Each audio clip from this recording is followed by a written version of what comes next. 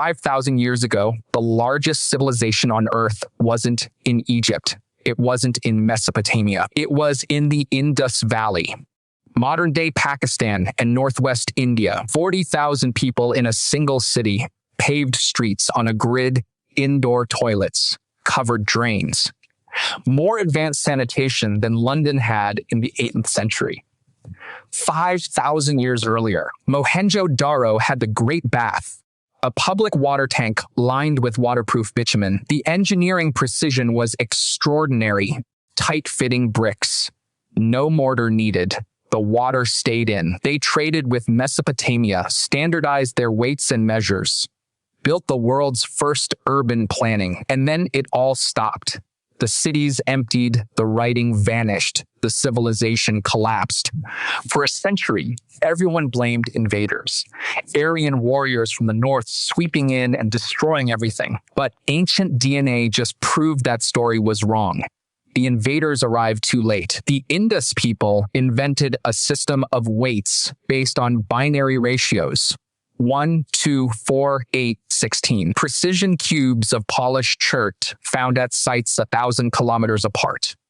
All the same mass. A standardized economy across 1 million square kilometers. 5,000 years ago, the Indus Valley was already collapsing before anyone from the outside showed up. Drought. Dying rivers, failing harvests. The civilization was eating itself from the inside, and the DNA shows that the people didn't die. They scattered into villages and farms across the subcontinent. The greatest urban civilization of the Bronze Age didn't fall to conquest. It dissolved into the countryside, and when the DNA results came back, they confirmed what the geology had been saying for decades. The collapse wasn't sudden. It was a slow-motion disaster driven by forces nobody could control. The Indus Valley wasn't destroyed.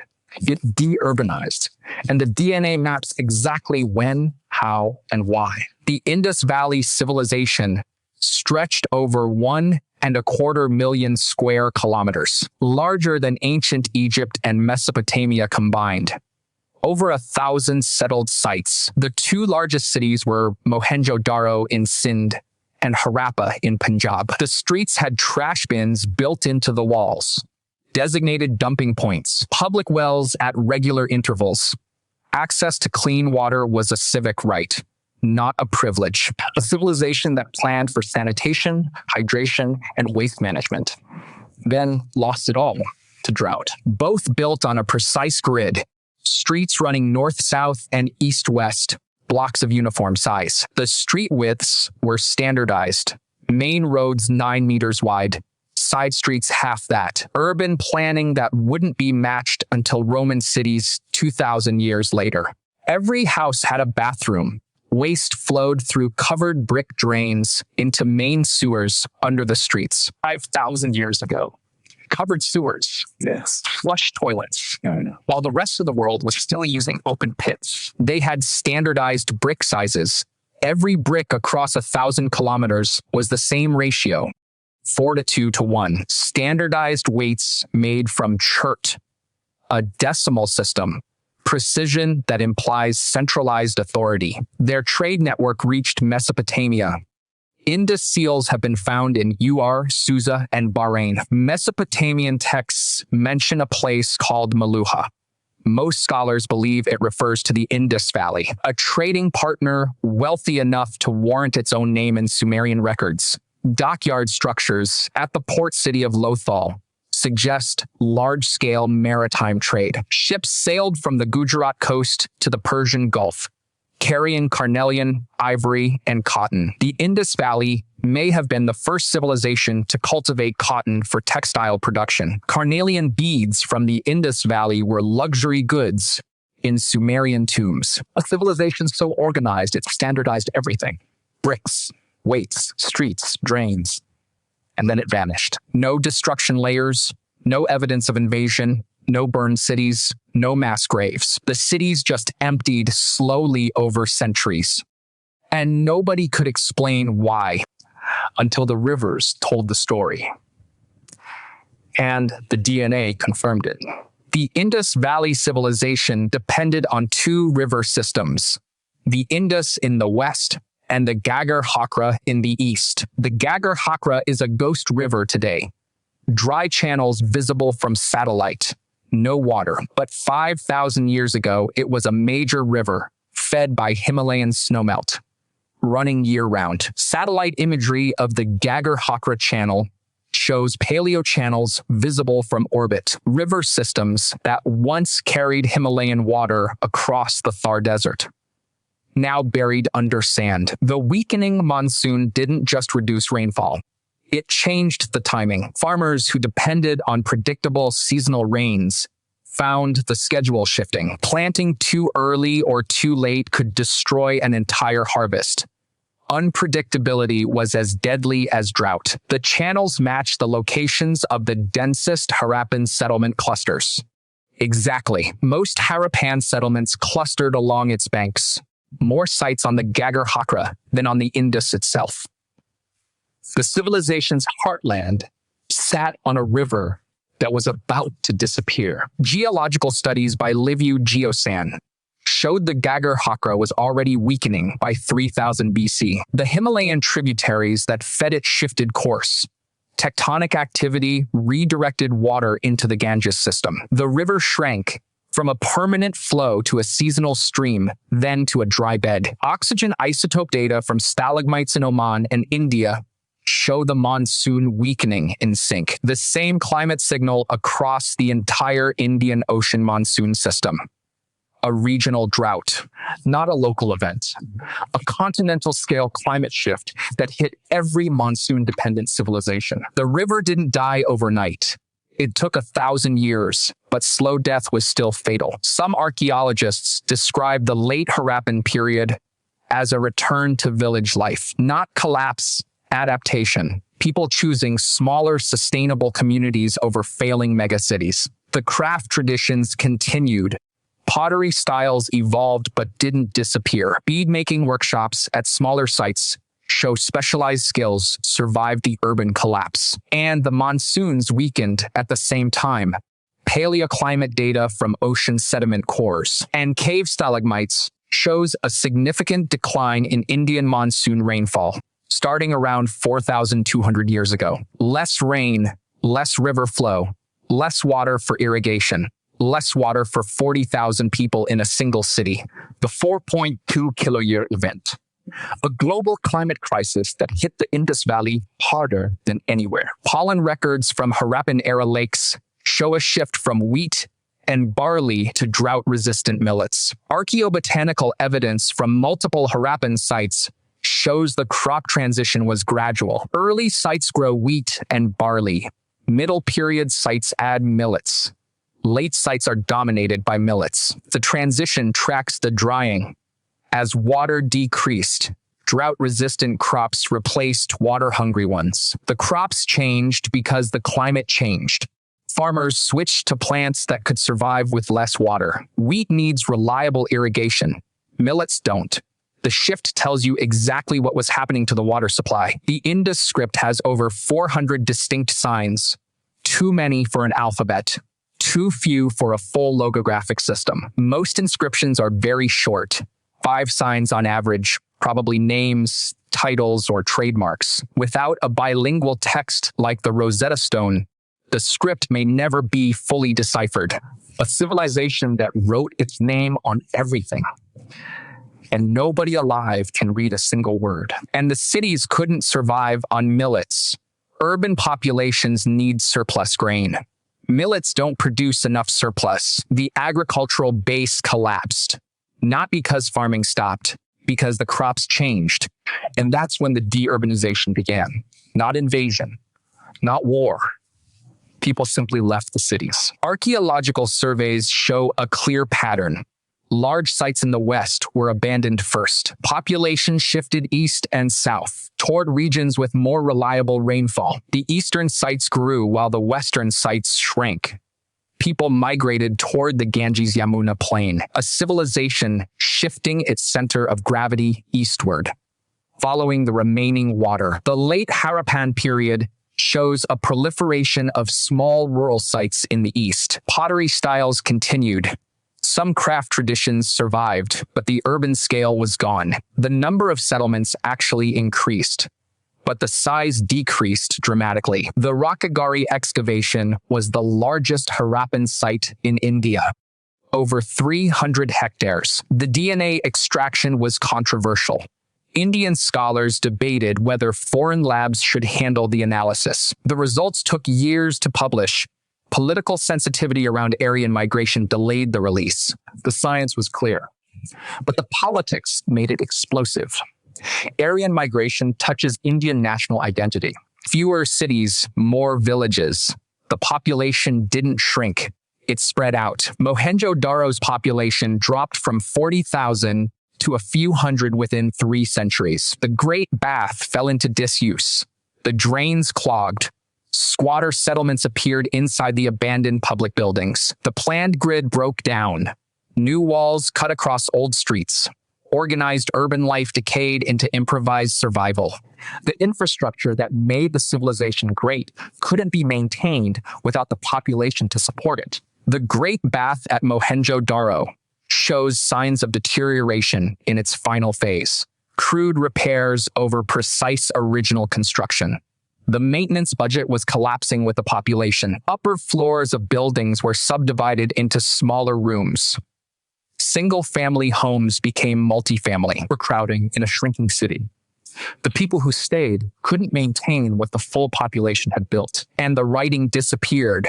The Indus script, still undeciphered, stops appearing after about 1900 BC. The sex-bias pattern matches what happened in Europe during the Yamnaya expansion. In both cases, male lineages were largely replaced, while female lineages persisted. The mechanism is debated: elite dominance, warfare, social stratification, disease, but the genetic signature is identical. Steppe men replacing local men on 2 continents. No more seals, no more inscribed pottery. Whatever the script recorded was no longer needed. A literate civilization that forgot how to write. The systems that needed writing no longer existed. Trade with Mesopotamia stopped around the same time. Indus-style artifacts disappear from Sumerian records. The trade network collapsed when the cities could no longer produce surplus goods for export. The Indus seals are the most distinctive Harappan artifacts. Carved stetite stamps with script and animal motifs. Unicorn bulls, elephants, rhinoceroses, each seal unique, probably used to mark trade goods. When the seals stopped being made, international trade had ended. The economy that needed them was dead. No surplus, no trade, no trade, no wealth, no cities. The chain reaction took 3 centuries to finish. And then, centuries after the cities were already empty, the steppe people arrived. Ancient DNA from the Rakhigarhi burial site confirmed what geologists suspected. The Toda people of the Nilgiri Hills in southern India practice a form of polyandry. Their genetic profile shows almost no steppe ancestry. They may be among the closest living links to the Harappan population. Small isolated communities in southern India preserving genetic signatures 5,000 years old. The individual tested was from the mature Harappan period. Around 2500 BC, her DNA showed a mix of ancient Iranian-related ancestry and South Asian hunter-gatherer ancestry. 0 steppe DNA, none. The builders of the Indus Valley had no genetic connection to the steppe. The Narasimhan study in 2019 tested over 500 ancient individuals from Central and South Asia. The Narasimhan study mapped ancestry across Central and South Asia with unprecedented resolution. 523 ancient individuals, the largest ancient DNA dataset for the region. The data showed a clear temporal boundary. Before 1500 BC, no steppe. After, increasing steppe. The genetic transition happened over roughly 500 years, not overnight.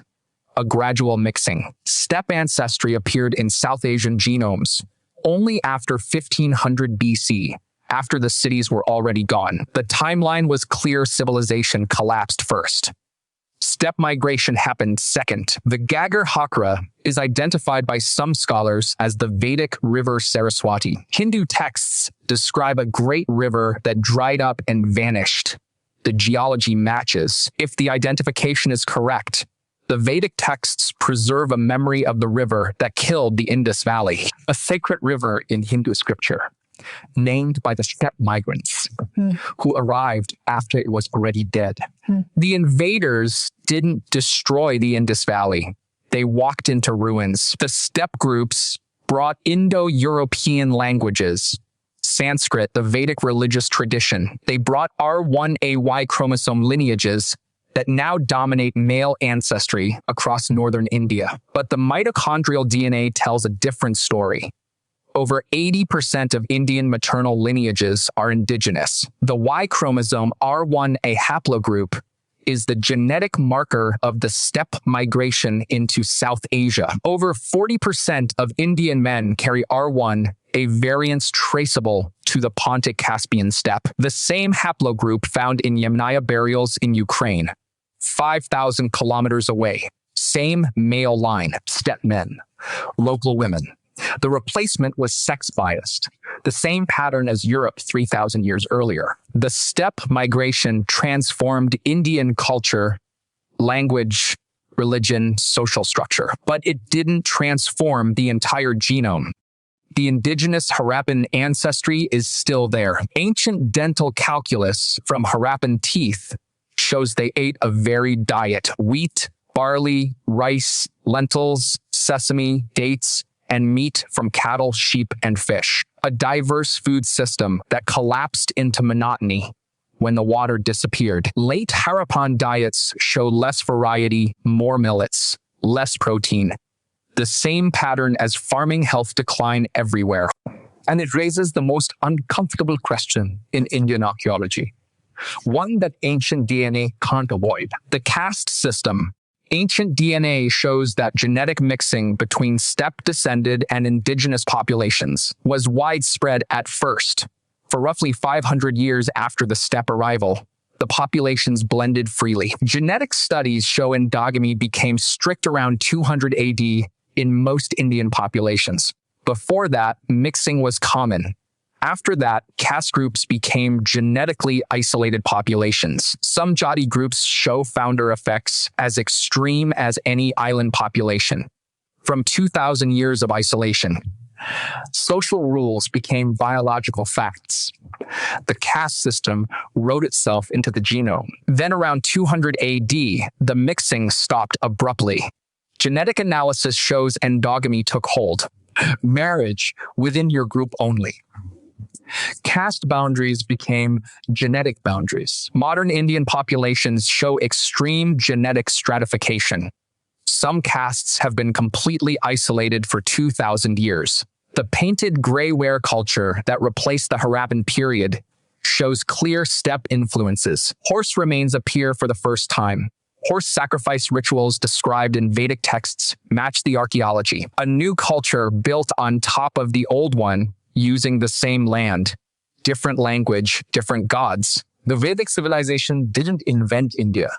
It inherited it from people whose cities were already dust. The genetic distance between some castes living in the same city is greater than between European nations. Ancient DNA proved that the caste system didn't just divide society, it divided the genome for 2,000 years. And the proportions of steppe versus indigenous ancestry correlate with caste rank. Higher castes tend to carry more steppe ancestry. Lower castes carry more indigenous ancestry. The correlation between caste rank and steppe ancestry has been documented by multiple independent studies. Brahmins in most regions carry the highest steppe proportions. Scheduled caste the lowest. The ancient migration created a genetic hierarchy that the social system then preserved for 2 millennia. The genetic legacy of the steppe migration is still structuring Indian society today. But the original Harappan population didn't vanish. They're still the majority component in Indian DNA. The Iranian-related plus South Asian hunter-gatherer ancestry that define the Rakhigarhi individual. Modern Indian genetic diversity is among the highest in the world.